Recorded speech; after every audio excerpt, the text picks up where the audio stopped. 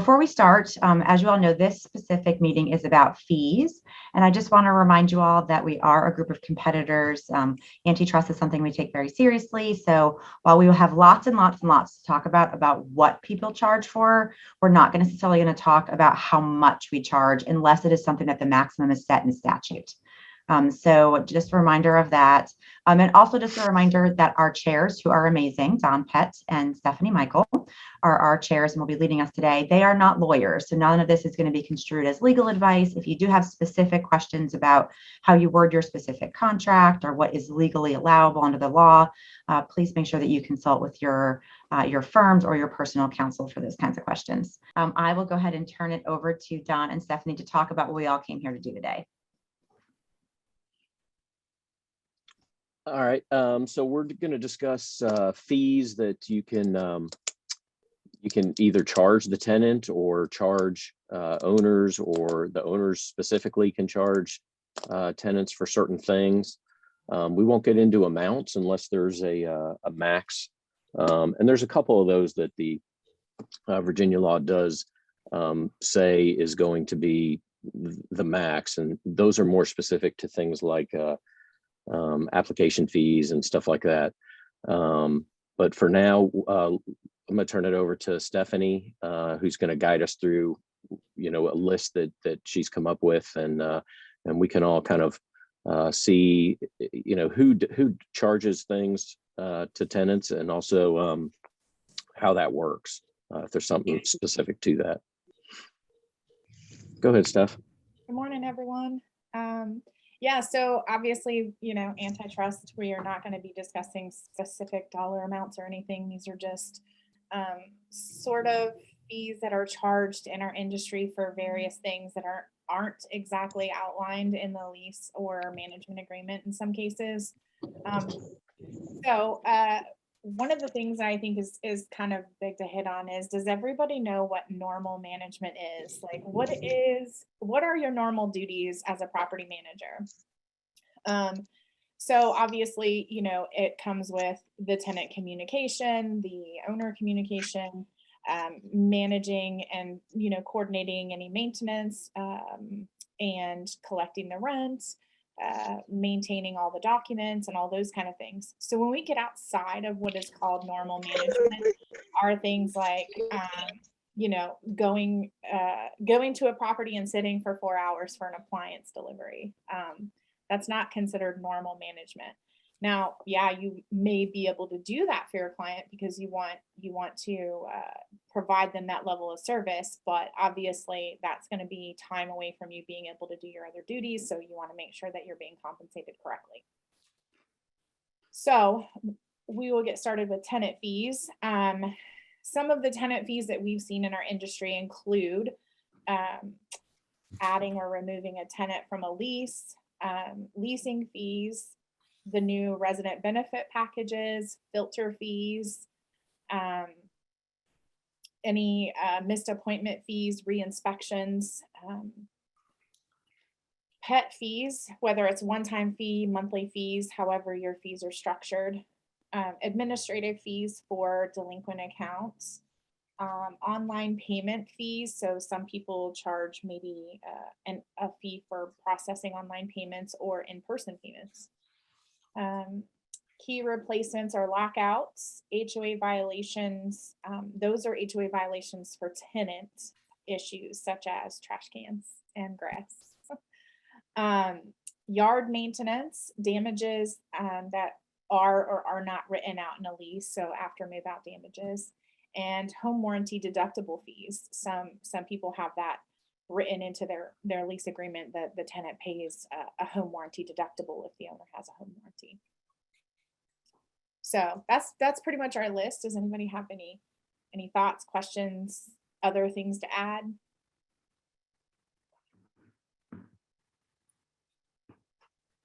Okay, so we're going to move on to owner fees. Some of the owner fees that we have seen are fees for additional inspections. If you do include 1-2 inspections in your agreement, and the owner maybe wants to visit the property more often, you can include some kind of re-inspection fees. Home insurance claims, home warranty claims. Sometimes those, actually all the time, those coordinations take a lot more time and effort and resources. So there may be additional cost with that.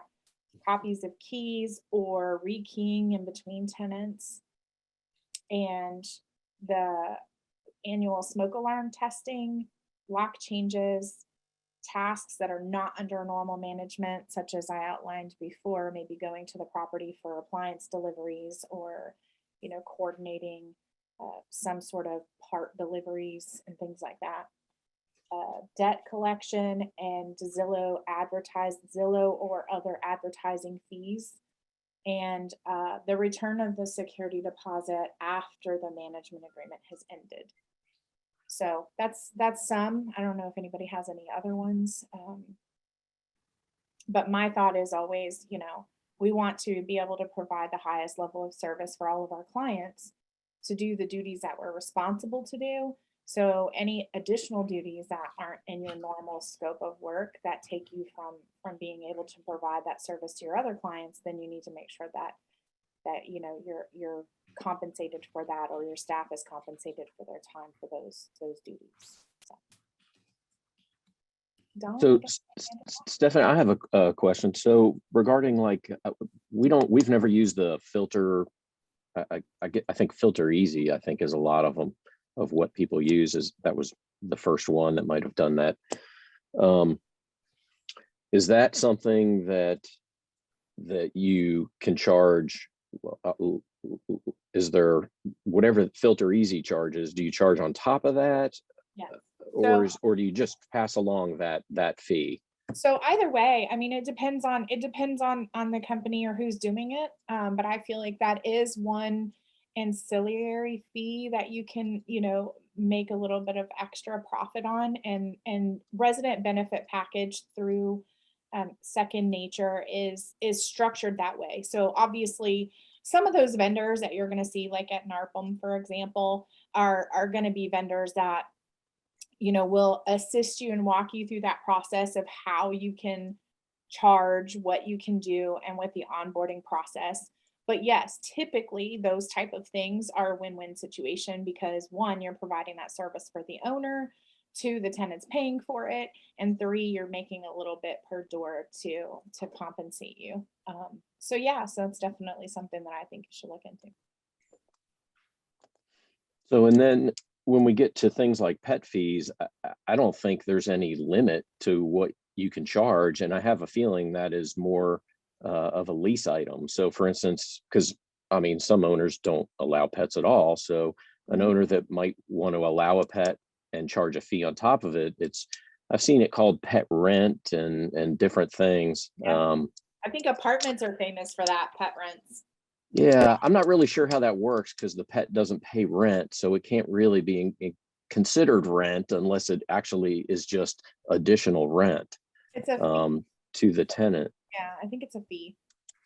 I mean, they Is call it it pet rent, but it's a fee, right? So for instance, if rent was $1,500 a month and the pet fee or pet rent was $50 a month, is rent really $1,550, or is it $1,500 plus $50? No, the rent is still what the rent is, and your additional fee would be a second line item on that account. So if the pet died, then that fee would stop. Right. Whereas if it was additional rent to the tenant, it would keep going because it would still be $1,550. Exactly. Right. Okay. So there's also, just so you guys know, there's a company called Pet Screening. There's a bunch of different ones out there, but Pet Screening, for example, is basically every tenant has to submit their basically application through Pet Screening. And when they do that, there's a sort of like a score, like they get scored based on paws, right? So you have like, they should be really great is like 4 paws, or 1 paw to 4 paws, whatever it is, they score them, right? So, and it's about the size of the dog, like the possibility for damages and that kind of thing. So anyway, they can base their pet rent on the pet, like the number of paws. So maybe you might have one that's paying $20 versus one that's paying $50 a month in pet rent. So it varies. I don't, we don't specifically do that, but I'm just saying I've seen that in the industry and with other property managers, as well as, deposit versus non-refundable fee. So do you charge a pet deposit, or do you charge a non-refundable pet fee or a monthly pet fee? So those are the things that you have to make sure that you're wording correctly in your documents, so that, if you don't refund it, you want to make sure it's clear, and you want to make sure it's not outlined as a deposit. So Molly Kramer had a question about pet rent being charged if there's a pet deposit. And I guess the way around that, Molly, would be if you're going to allow pets with a deposit, call it additional deposit instead of pet deposit. And then you really don't even have to worry about, those two mixing. You can always charge pet rent as long as it's part of the lease terms. And you can charge additional deposit up to a certain amount, obviously. I think that's coming up, but I think the max you can charge is 2 months rent, the equivalent of 2 months rent for a deposit now in Virginia. So as long as you're not going above that, you should be fine. Does anybody have anything other than the fees we've talked about? Someone put in the chat, I see, can we have a list of the fees that we can charge? Yes, I'll be happy to provide you. Don and I will go over, Don and I and Kim will go over this list, and maybe just send it out to everyone, what we talked about today. And then what about home warranty deduction? And most of the stuff is really, you can charge really whatever you want. There are very few limits to what you can charge or the amounts until, as long as it's in the lease documents, and also if it was part of the listing in some cases too. So you have to, right, or the management agreement if it's going to be an owner thing. So there's a lot of leeway here. It's just a matter of what you really want to pass on. Right now, obviously, it's a seller's market, and that includes landlords. But it just depends how much in the weeds you want to get with some of these fees. And then it's also about, about setting the expectation, and in my opinion, being very upfront with your clients and letting them know, these are the things we charge and why. And that, obviously, it's like you don't want to put out this big long list of things. Here's what I charge for every time. But it's good to have that, in my opinion, to be just upfront about everything and let them know this is. Now, granted, they're not always going to have those things, but you're putting it in there for that in case this happens.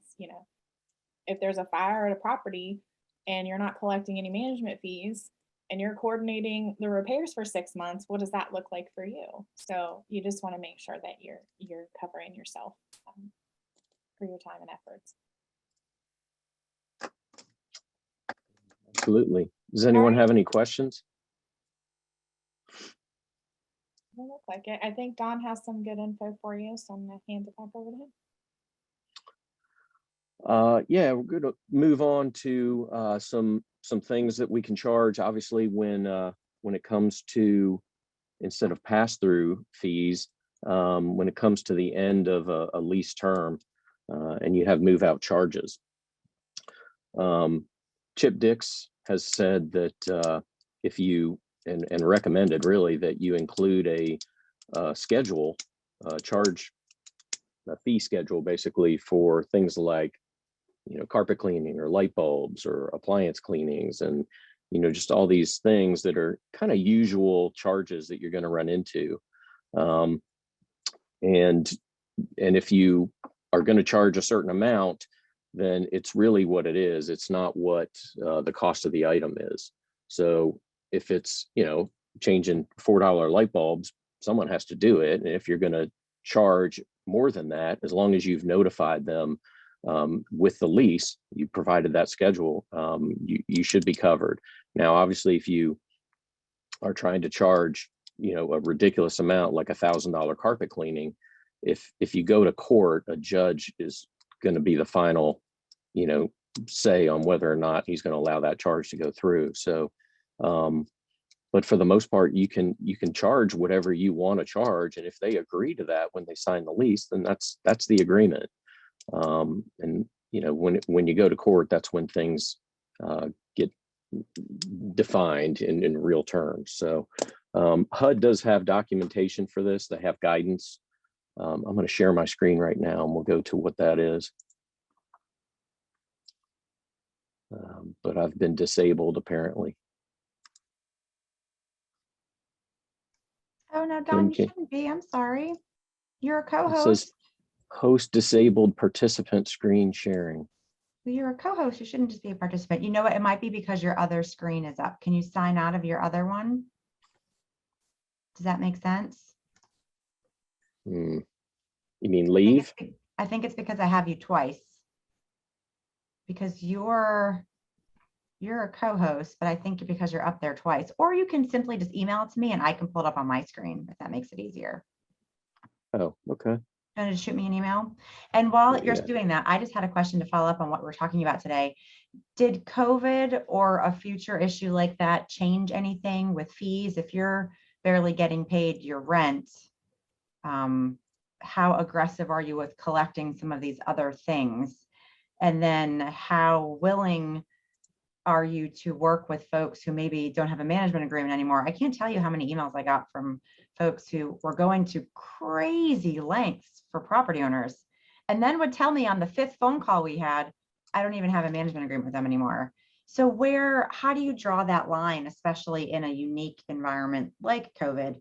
But we know that kind of thing is not going to be only a one-time deal. It will happen again in some way in the future, whether it's that or a hurricane or whatever. How do you balance that?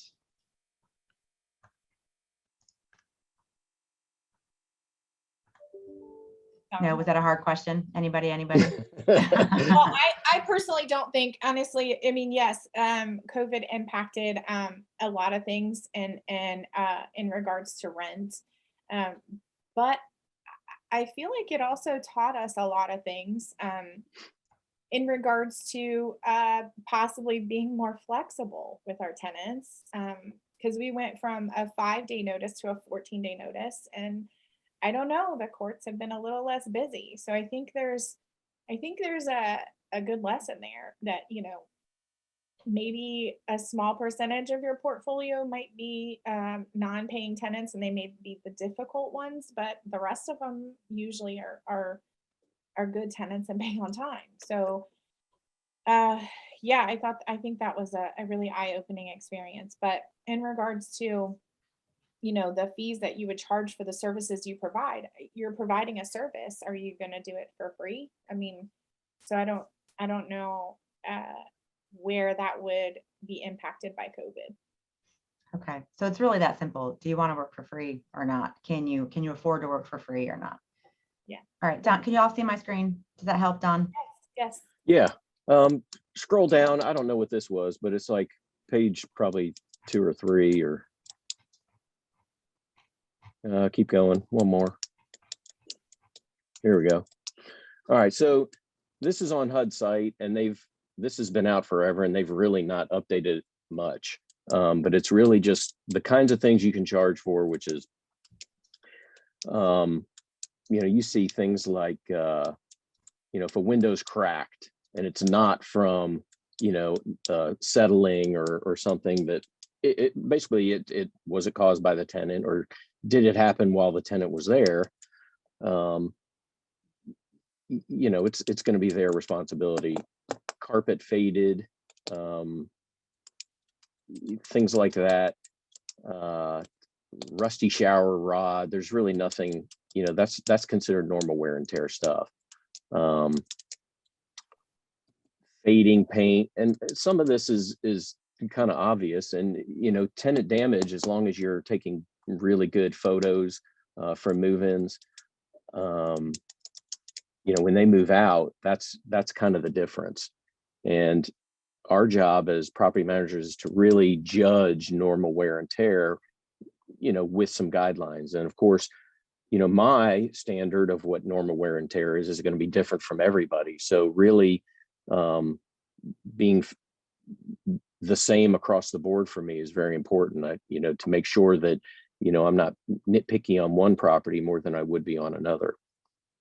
Loose grouting and things like that. That's stuff that's going to be the owner responsibility. It's just part of owning a house. And if you're renting it out, normal wear and tear is a little different sometimes than if an owner was living in the property. So, in our own homes, we might do a little more maintenance to keep things from getting to the point where a tenant does, because they're just, they just want to live somewhere and that's it. They want someone else to be, doing the maintenance. So they're not going to go out of their way, normally speaking. So scroll down a little bit, Kim. And then this one shows definite damage that could be attributed to a tenant. So you've got, holes in walls. We've all seen that stuff. It's not just picture hangers, but of course, if someone hangs a giant TV with the big, wall mount, and then they just leave the holes up there, and they ran, cable, down so the cords wouldn't show, and just stuff like that.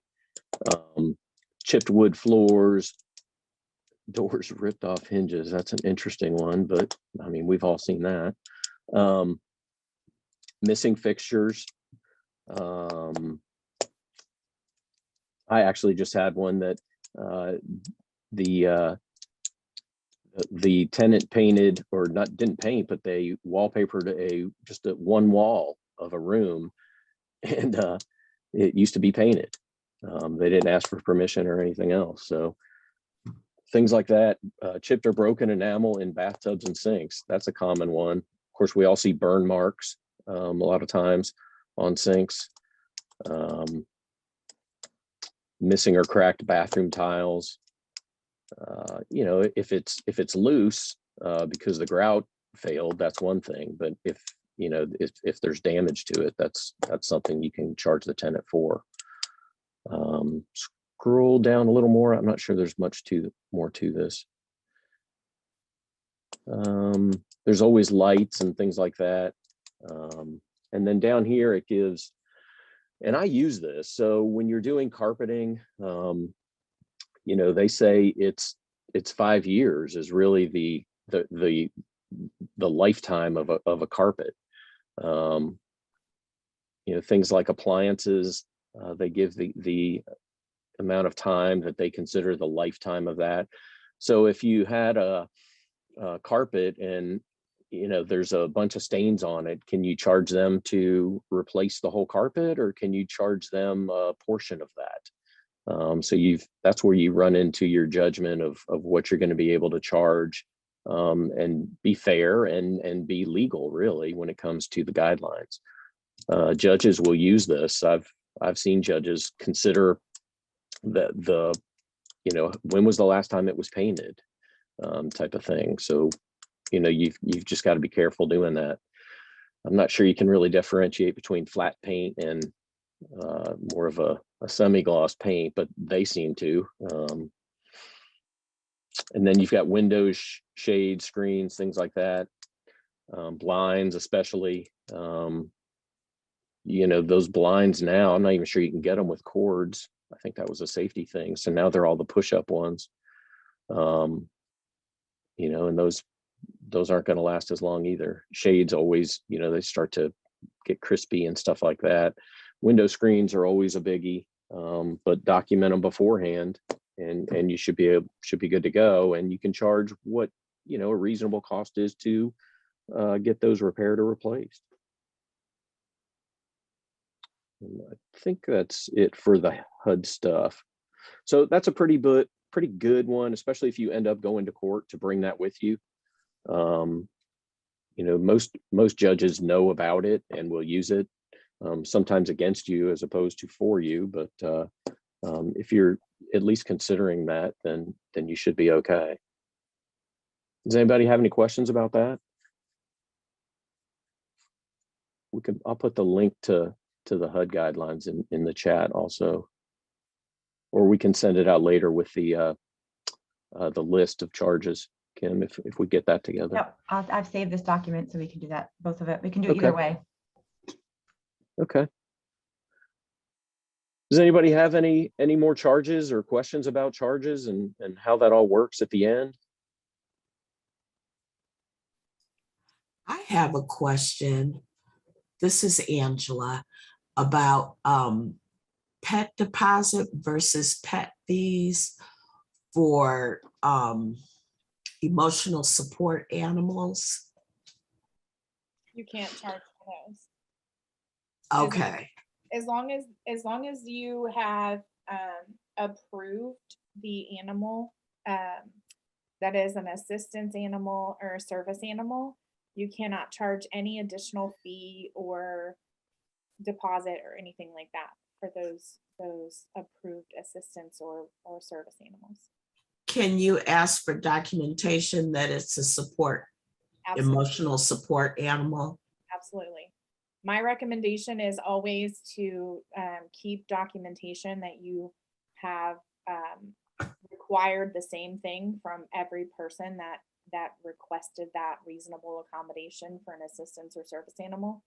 So you just want to keep documentation that you're treating them all the same. But yeah, you can use a form that their healthcare provider has to sign or So, something of that nature. Angela, do you use zip forms? I have no idea what zip forms is. Oh, okay.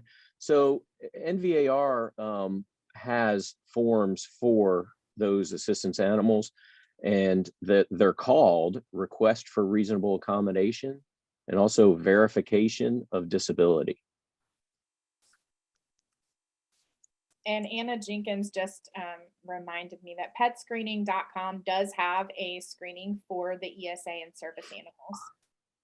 So pet screening will do that for you if you use that service. Oh, okay, and I can just send that to the client to fill out regarding their pet? As long as you work with pet screening, yes. That's actually a vendor, it's a service.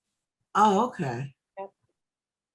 And Stephanie and Don, let me ask you this. I know it was several years ago now, but the state came out with assistance animal guidance. Is that still legit updated? I think I've got it, but it was probably from 14 or 15.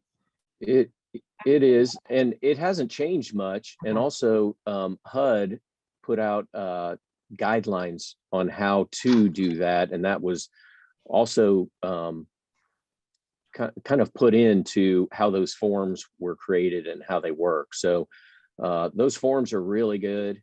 And whenever someone comes to me with, a request for an ESA as opposed to a service animal, I always give them those forms. And those forms are very specific on the steps that they have to do and what they have to provide. And it really takes it away from you having to really have, uncomfortable conversations or anything like that. And it keeps you from getting in trouble because there's a lot you can't ask, and it's better to just not. And if you just give someone a form that is legit and has all those questions already for them, that covers you a lot better. And of course, 90% of the time, those are animals that probably aren't allowed in other rentals. So it's, shepherds, pit bulls, stuff like that. Those are the emotional support animals. So So you said the form is on NVAR and it's called. We'll include it. How about that? We'll include it in our list. We'll make sure we email those out to everyone. I appreciate it. Thank And you. Angela, I think since you're new, so what most of our agents, the FAAR as an association does not maintain our own forms library. So our agents have to subscribe to either the VAR library or the NVAR library, and it really is your preference. I'll say that most of our agents, I think, go with NVAR. So most people use the regional sales contract from NVAR. I don't know as much about property management, but that is something that you can access through a forms provider. And I think NVAR charges a nominal amount per year to non-members. You do not have to be a member of the Northern Virginia Association of Realtors. But I could get that. I could get that through Dotloop, couldn't I?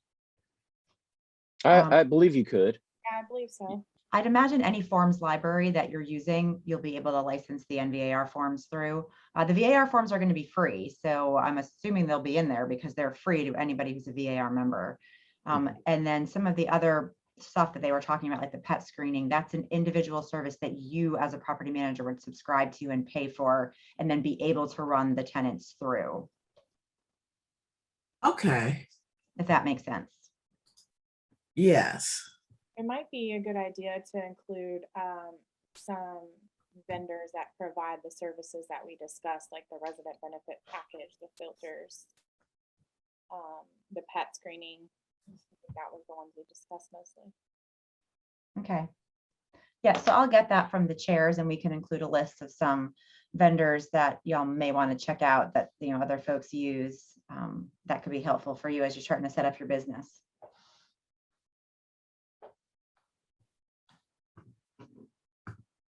Anybody have any All other right. Well, if there's nothing else with that, I think, Kim, our Chip Dix is coming up in May, right? Yes, I'm going to go ahead and just share my screen again really quick to see y'all can see, and I'll put the link in the chat. We do this every year. We do a Virginia Residential Landlord Tenant Act session. So this one's going to be virtual again. It is a 3-hour class.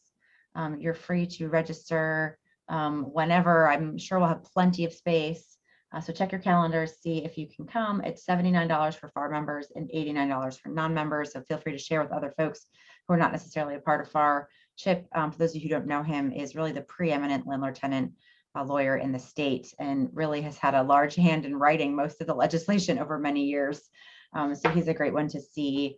I also just wanted to go ahead and ask y'all if for some feedback on the rent relief program. I know we talk about this all the time, but I've heard some updated information from the Virginia realtors that they are getting like dozens of calls a day all of a sudden in the last week or two about challenges with, and I'm probably going to butcher the name, but Gov2Go or whatever the vendor is, that they're having a lot of trouble. I don't know if it's logging on or if it's getting documentation or getting paid, but I was wondering if any of you had current dealings with the rent relief program, because the administration has expressed a strong desire to make sure it works properly, and we feel like the issues are with the vendor, and that the DHCD staff, Virginia Housing, needs to know what's going on so that they can quickly address when there are issues, because it's really the hundreds and hundreds of millions of dollars of taxpayer funds that have been allotted for this program will do no good if it doesn't get into the hands of the folks that need it. So if you're having challenges, please let us know.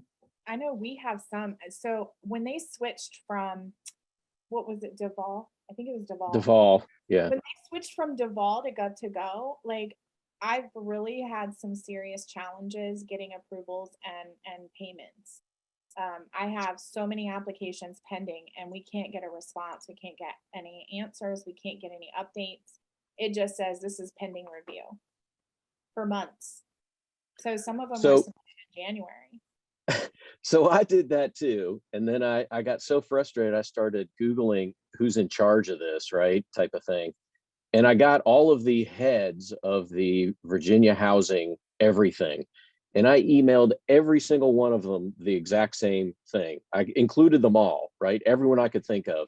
And I said, here's my case number, here's this.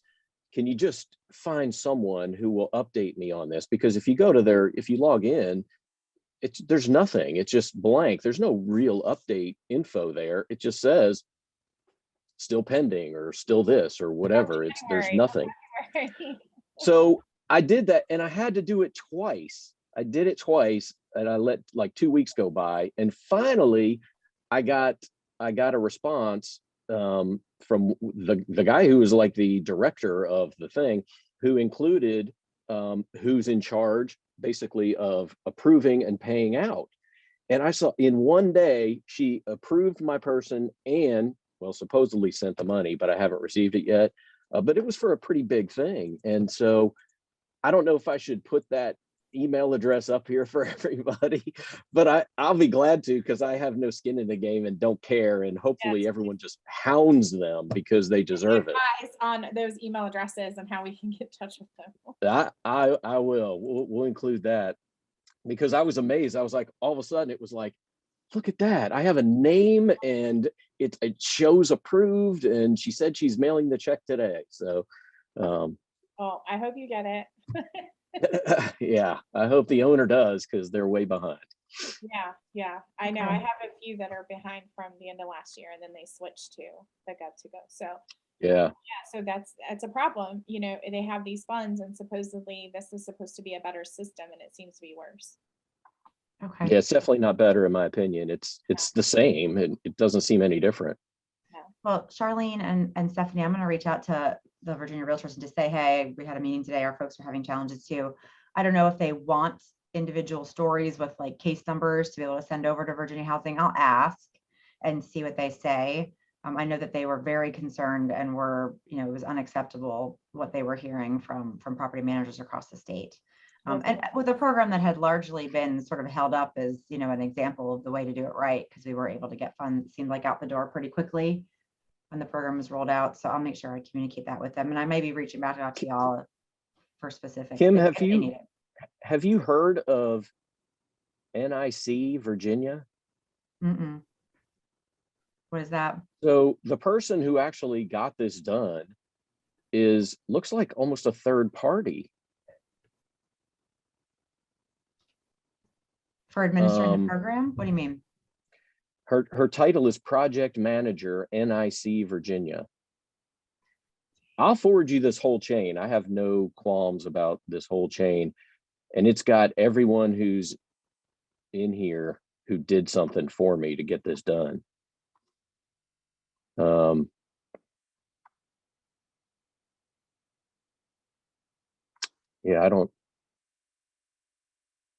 that's weird. And that's part of the problem, is they probably did third party that out. And maybe it's because they got behind, or maybe that was the plan all along. I don't know, but I'd like that email too. I'd like to see who we can contact. Get some help for everyone. I know a lot of people are going through this. Kim, I just sent that to you. I don't know if you wanted. Okay. I mean, her name is on there, and it says her email address is at egov.com. But the company is listed differently. Yeah, it looks like strange. they're a government services firm that's been contracted with the state since 1997. So maybe they're just the kind of the payment portal for them or something. Yeah, there's a quick thing from 2019. It says the Commonwealth of Virginia selects NIC's Virginia Interactive as a provider of state digital government services. So maybe they run the backside of some of these programs at the state level. Yeah. So Okay. Senta Gori is with DHCD, and he's the one that passed it to this person at eGov. And then she got it done like that day. So, which clearly shows it's not a matter of actually reviewing the individual right, or checking for right. eligibility. It's just somebody pushing a button, which is really disappointing. That's all it takes. Yep. Yeah. Okay. All right. Well, I will send that up. Marie, I see you. Okay. Oh, that's great. Yeah, we had a big problem with a lot. I'll share my video screen. So Elijah, I was trying to find his last name, but we did get some names of some people and got some proactive. We still have some that are lingering now on getting old, but a lot of our old ones were cleared up right away, and checks have been flowing in. So, and I mean, this was simply a technological backlog. It wasn't an issue with tenants or with information or owners. no. Yeah. They would have them sit for a long time. And the updates would say, waiting for tenant, waiting for landlord application. But we all had done it back in January, and they had never cased them together. And then when they get cased together, or what would happen is it would sit for months, and then they come back and, oh, we need a lease ledger. We need an updated lease ledger. And then it would sit again. And then they're like, we need an updated lease ledger. And I'm like, we got to get out of this circle. Yeah. We'll be doing that forever. Right. Yeah. So anyway, we did make good headway, and a lot of ours we're seeing now flowing through. So I guess Elijah just kind of maybe went to somebody and said, just go through their applications. I gave him a list of everything showing when we applied and when the tenant applied and the numbers. So, but Yeah, that's quite so I'll frustrating. share any names that I have. Yeah, okay. Well, thank you. I will run this up to VAR as well. All right, any other issues or any other things y'all are experiencing you want to just pull the group on or get any feedback on? I know, Mary Ellen, you always have good questions and good stories. Anybody else? Working with anybody challenging? None today. Well, I would say how disappointing, but not for you. That's very good.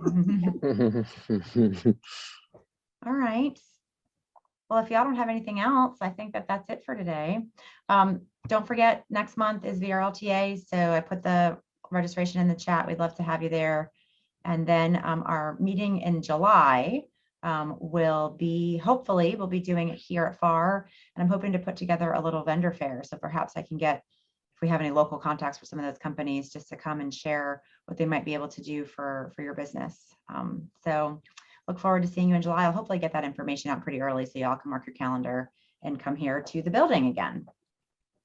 All right, well, Stephanie and Don, thank you so much for your leadership and putting all this together. And thank you all for attending. And I hope you all have a wonderful weekend, a wonderful chilly spring weekend. And hopefully we'll see you back here in May. Thanks, everybody. All right, thanks everyone. Thank you. Thanks, everyone. Thank you. Bye-bye. Bye.